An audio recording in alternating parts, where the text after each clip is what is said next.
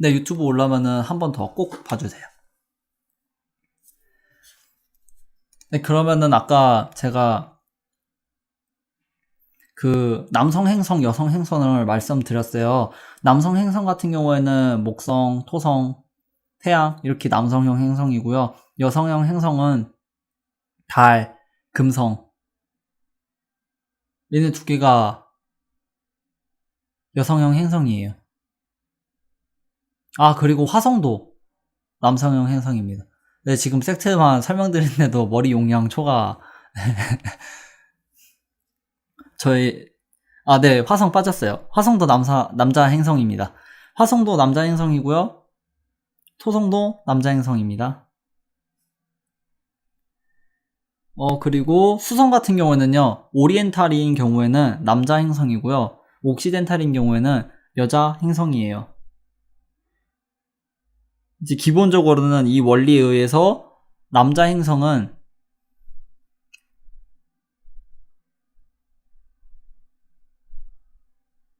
네, 토목, 화태, 남성, 금달, 여성, 수성, 중성. 네, 맞아요. 수성은 중성인데 이제 옥시덴탈이면은 여성이고요. 오리엔탈이면은 남성으로 판단을 합니다.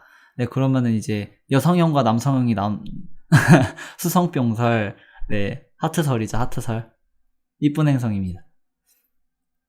이제 그 기준이 나눠졌어요. 이 기준을 가지고 남자 행성들은 전부 다 낮의 섹트에 먼저 배분을 하고요. 여자 행성들은 밤의 섹트로 다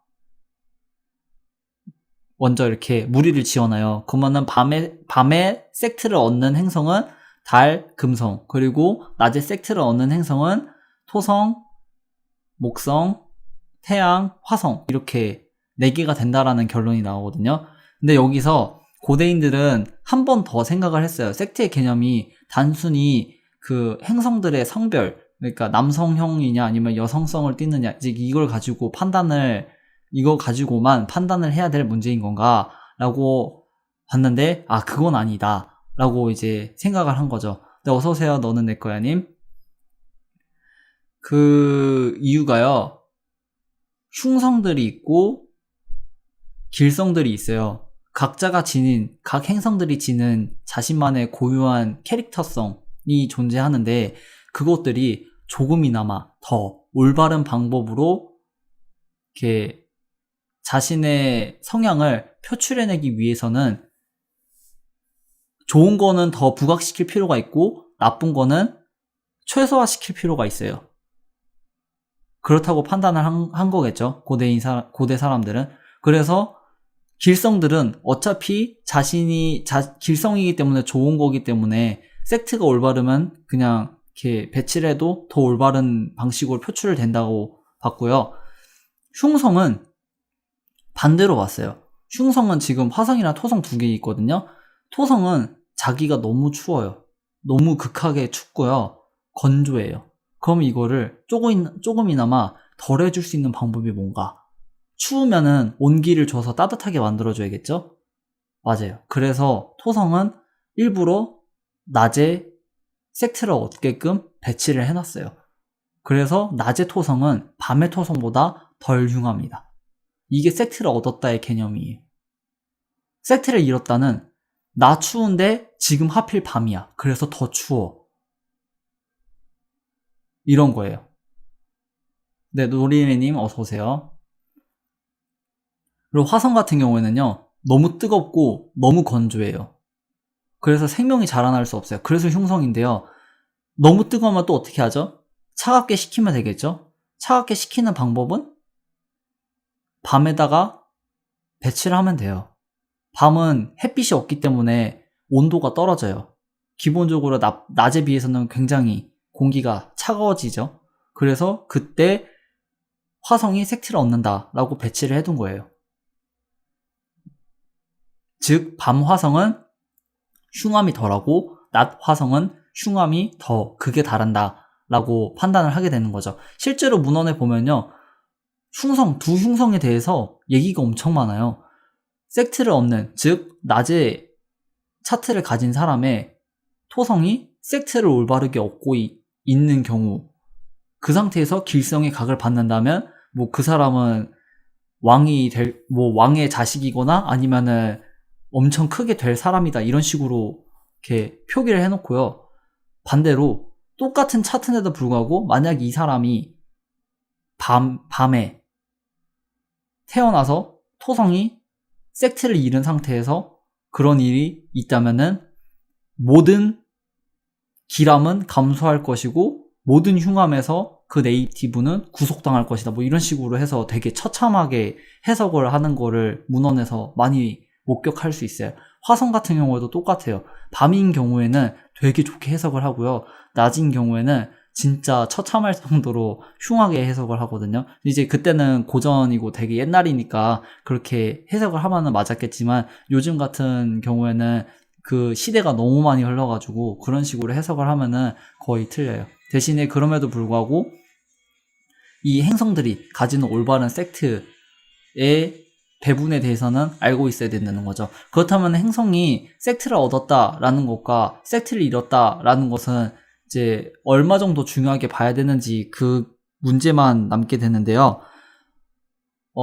생각보다 많이 중요하다라고 보시면 될 것 같아요. 디그니티 정도의 버금가기는 힘든데요. 디그니티보다는 조금 아래 정도지만 그럼에도 불구하고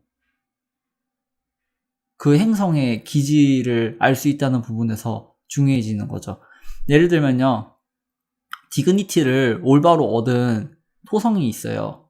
그렇다는 거는 토성 자체의 기본적인 이제 상태는 괜찮다라고 보는 거죠. 이때 이 토성이 섹트를 얻고 있느냐랑 섹트를 잃고 있느냐에서 약간의 차이가 갈리게 되는데요. 섹트를 잃은 상태에서 토성이 디그니티가 좋은 거면은요, 자신의 기본적인 능력은 되는데요.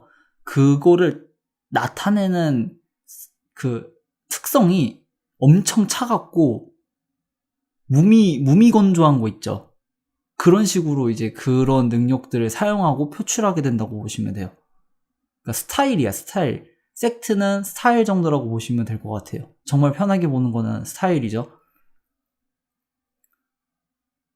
네, 근데 섹트를 올바르게 얻은 토성이 디그니티까지 좋으면은 때때로 차가워질 수는 있을지언정 항상 누구든지 똑같이 이렇게 차갑고 막 이렇게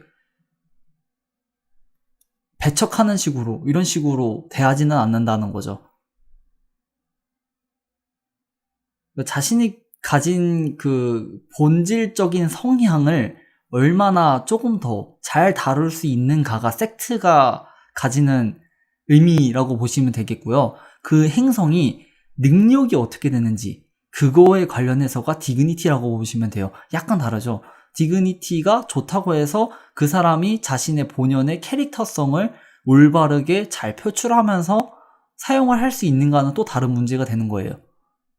이게 되게 애매한 선에서 다 기준점이 나눠지는 거죠. 그래서 이거를 해석할 때 되게 애를 많이 먹는 경우가 있어요. 네, 여기서 조금 더 정리할 필요가 있다고 생각이 드네요. 자, 그러면 섹트, 디그니티, 그리고 홀사인하우스. 네, 표출 방식 같은 걸 보시면 되는데요. 네, 이거를 다 해서 조금 더 이해하기 쉽게 딱딱딱딱 나누면요. 일단 섹트는요, 그 사람 본연의 캐릭터성이 있을 거예요. 그 캐릭터성을 얼마나 더 잘, 이렇게 무난하게, 그리고 자신이 잘 다스릴 수 있는지, 이런 것들과 관련한 게 섹트라고 보시면 되겠고요. 자신이 능력이 얼마나 되는지, 뭐 그림을 잘 그리는지, 아니면은 뭐 이렇게 운동을 잘하는지, 그러니까 자신이 기본적으로 잘 하게 되는 그런 역량, 이거를 디그니티가 담당한다고 보면 되겠고요. 그리고 자신이 지닌 것들을 얼만큼 실생활에서 드러내면서 사용할 수 있는지, 그게 홀사인 시스템. 그리고 쿼더런트는 그게 얼마나 클지, 그러니까 빈도와 크기의 차이예요. 홀사인에서 만약에 크면요, 그냥 자체적으로 역량이 크고 그걸 한번 쓸 때 크게 쓸 수 있는 거고요. 쿼더런트가 큰 거는요, 그 큰 거를 그대로 다 쓸 수 있는 거고, 네 역량은 큰데 그거를 다는 발휘하지 못하는 거죠. 그리고 마지막으로 포르투나 기준 하우스는 그런 것들을 얼만큼 많이 자주 사용하게 될 수 있는 기회가 찾아오는가, 기회에 대한 내용이에요. 이렇게 아주 미묘한 차이로 다 나누어져 있어요. 그래서 섹트가 별로 중요하지 않아요. 뭐 그냥 대충 보세요, 아니면 무시하고 보세요 해도 상관은 없는데요. 요 미묘한 차이, 약간의 뉘앙스의 차이, 그런 부분까지 이렇게 세심하게 짚어내시려면은 섹트를 무시하고 넘어가시면은 안 된다고 말씀을 드리고 싶어요. 그 정도로 중요해져요, 섹트가. 네, 그래서 섹트를 얻는 행성들을 이렇게 나누면요. 밤부터 먼저 할게요.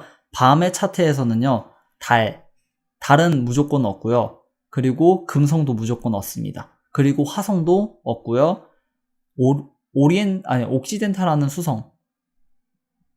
네, 옥시덴탈하는 수성도 섹트를 얻어요.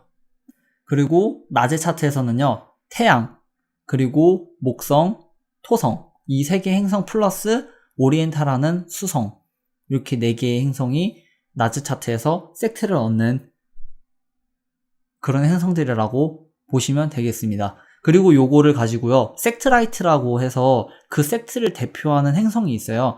낮에는 태양이 뜨죠. 태양을 기준으로 낮밤이 가려지잖아요. 그래서 태양은 낮을 항상 끌고 다니는 행성이다 해서 낮의 섹트라이트는 태양이 됩니다. 이거는 즉슨 그 사람이 태어났을 때 낮인 경우, 즉 낮의 차트를 가지고 태어난 사람은요, 그 사람을 대표하는 섹트라이트 행성이 태양이 된다라고 보는 거고요. 밤에 태어난 사람은요, 밤에는 달이 뜨죠. 그래서 달은 여왕, 밤의 여왕이죠. 그래서 이제 밤에 태어난 사람은 섹트라이트가 1순위가 달이 됩니다. 이렇게 해서 섹트라이트까지 나눠지게 되는 것도 말씀을 드렸습니다. 네, 그리고 이제 여기서 더 있어요. 이게 섹트가요, 이게 기본적인 고정 개념의 섹트인데요, 이 섹트가 여기서 더 나뉘어져요. 이제 여기서 나뉘어지는 거는요, 반구 개념으로 나눠지거든요. 분명히 저는 낮에 차트면은 행성이 어디 있든 무조건 섹트를 얻는다고 말씀을 드렸어요. 근데 여기서 좀 더 세부적으로 나뉜 게 이제 약간 중세 아랍 쪽으로 넘어가면서 그렇게 더 자세하게 나눈 걸로 바뀌었는데, 특히 아랍에서 그렇게 했어요. 아랍 점성술에서는요, 태양과 같은 반구에 낮에 행성이 위치해 있으면은 그 차트가 밤의 차트여도 그 행성은 완전한 섹트를 잃지 않는다, 적어도 할부는 얻는다라고 표현을 했어요. 그러니까 반은 얻고 들어간다는 거죠. 그러니까 온전한 섹트를 얻지는 못해도 적어도 낮의 행성이 태양과 같은 반구에 위치하면서 그 차트에 있으면은 할부는 얻을 수 있다. 반대로 밤의 차트는 그 차트가 낮의 차트여도 태양과 반대되는, 즉 밤에 해당되는 반구에 그 행성이 위치해 있으면은 그 행성은 섹트를 잃었음에도 불구하고 할부를 얻었기 때문에 그리 흉하진 않다. 이렇게 조금 더 마이너한 개념으로 들어갔고요. 그 상태에서까지 더 세부적으로 나뉜 게요, 별자리예요. 별자리가, 즉 그 행성이 여성의 행성, 즉 밤에 섹트를 얻는 행성은 여성의 별자리에 그 행성이 위치해 있으면은 정확하게 모든 섹트를 다 얻었다고 보고, 그거를 뭐라고 표현을 했었는데 갑자기 기억이 안 나네요. 뭐를 얻었다고 해요? 헤이즈, 네, 인헤이즈라고 해요. 네, 지금 생각났네요. 헤이즈라는 말이 이런 개념이에요. 일단 기본적으로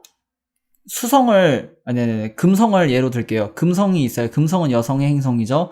여성의 행성이고 밤에 섹트를 얻는 행성입니다. 그럼 이때 차트가 밤의 차트면 일단 금성은 섹트를 얻어요. 섹트를 얻었고 태양에 반대되는 반구에까지 위치해 있어요. 그럼 이 상태에서 또 할부를 얻어요. 그리고 마지막으로 금성이 여성의 별자리 위치에 있어요. 그러면 완벽하게 섹트를 얻었다고 하고 인헤이지라고 표기를 합니다. 가장 이상적인 상태에 이른 거죠. 이게 정말 아랍에서 걔네들이 정말 너무 뭐라고 하면 안 되는데요. 너무 까탈스럽게 만들어 놨어요. 그래서 여기까지는 모르시고 넘어가더라도 아까 말씀드렸던 어떤 행성이 어느 차트에서 팩트를 얻는지 정도까지만이라도 꼭 알고 계시면은 좋을 것 같아서 네, 그렇게 설명을 드리게 됐습니다. 좀 더 관심이 있으신 분은 아랍 쪽에 이제 그 섹트 관련해서 아마 글탈에 올린 분들이 좀 많이 있을 거예요. 카페 같은 데도 많이 있는 걸로 기억하고 있고 네이버에도 적당히 쳐보면은 아마 내용이 나올 건데요. 네, 그런 글들을 읽어보시면서 이렇게 한 번쯤 생각해 보시면 좋을 것 같아요. 되게 중요하거든요. 그것도 무시하고 넘어가기에는 뭔가 놓치는 것 같은 느낌이 많이 드는 부분이거든요.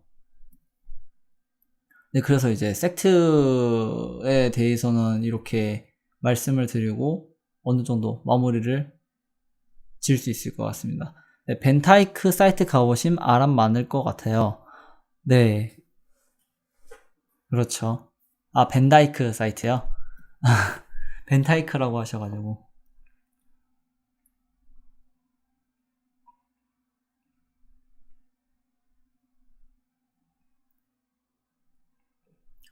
네, 제가 보기에는 점성술에서 가볍게 생각해볼 만한 그런 개념이 없는 것 같아요. 심지어는 저 별자리 하나만 해도 기본 근간을 이루는 그런 중요한 부분이면서 어떤 의미로는 쉽게까지는 접근이 가능한데 심오한 그런 의미들을 많이 지니고 있는 중요한 개념들을 지니고 있는 거죠. 그래서 점성술에서 무엇 하나 가볍게 보고 넘어가기에는 모두가 너무 중요하다 보니까 다 하나하나 꼼꼼하게 짚고 넘어가야 되는데 그러기에는 시간이 너무 부족한 것도 있고 공부하기에도 양이 굉장히 많아서 공부하다가 지쳐서 포기해요. 제가 보기에 이 별자리도 그렇고요. 운명학 자체가요. 사주도 그렇고 대부분의 사람들이 나 한번 배워봐야지 하고서 찾았다가 그냥 뭐 어차피 재미로 봐도 거기서 거긴데 이렇게까지 해야 될 필요가 있나 하고서 접는 분들이 거의 대다수가 아닐까. 또 어느 정도까지 가도 의지만으로는 뭔가 하기가 되게 힘들죠. 어디서 봐야 돼? 어떤 내용이 맞는 거야? 그렇다고 누구한테 물어보자니 딱히 물어볼 사람도 없고 또 물으면은 그 사람도 아주 정확한 내용을 알고 있는 경우가 드물어요. 이런 거 아닐까요? 저런 거 아닐까요? 거의 그렇게 대답을 해요. 저도 그래요. 저도 정확한 개념을 알고 있진 못해요. 그럼에도 불구하고 그래도 조금이나 더 많은 그런 글들을 보면서 별자리랑 같이 하면서 얘네는 그래도 이게 조금이나마 더 가까운 내용이겠구나 해서 이제 말씀드리는 내용들이 다 그런 부분에 기인해서 나오는 내용들이라고 보시면 될 것 같아요. 이게 공부하기에는 너무 난감한 부분이 많아요. 네. 사주랑 달리 명상하기에 좀 더 좋아요. 그리고 제가 사주보다 별자리가 더 좋은 게요. 네. 맞아요. 이미지. 되게 추상적인 게 되게 좋더라고요. 저는 막 사주 보면은 막 따다다다다닥 돼 있어서 너무 와닿는 게 없다고 해야 되나요?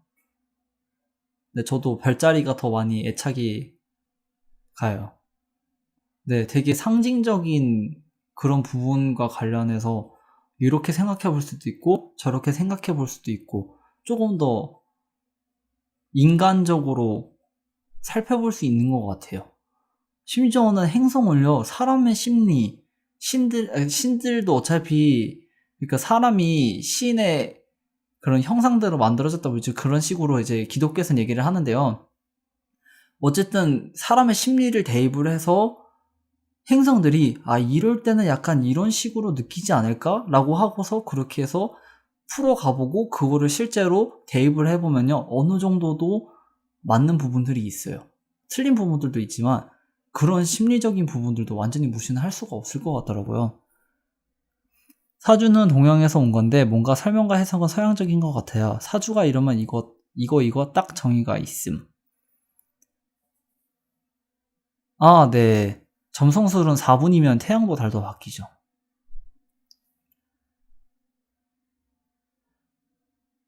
네. 되게 여러모로 살펴보기에 부족함이 없는 그런 문명학이라고 저는 생각합니다. 일단 섹트에 대해서는 이렇게 말씀을 드려봤는데요. 좀 이렇게 이해가 안 간다든지 약간 이것만 조금 더 이렇게 보충 설명해줬으면 하시는 부분 있으신가요? 있다면은 이렇게 해서 더 말씀드리도록 할게요.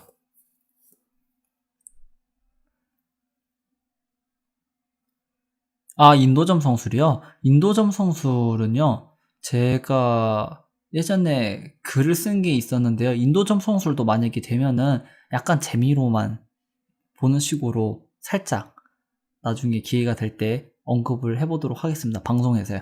그 인도는 조금 더 공부를 해야 되는데 그거는 공부하기 힘들어요. 걔네는 아스펙트도 다르고요. 차트로 해석할 때 완전 생뚱맞게 완전 다른 방식으로 해석을 하는데 적중률이 엄청나요. 네, 그리고 차트도 엄청 많아요. 하나의 차트에서 파생되는 차트만 무려 한 40개, 50개 차트가 다 파생돼서 만들어지는데요. 그 차트들마다 다 의미가 있고 어떤 때는 어떤 걸 보고 어떤 식으로 어떻게 해석을 해야 되는지까지 다 있으니까 인도점 성술은 정말 그 스승과 제자라는 그런 연분을 맺고도 배우기 힘든 학문이라고 생각합니다. 그래서 네, 그러면은 섹트와 관련해서 이렇게 특별하게 궁금하신 거는 없으신 거죠?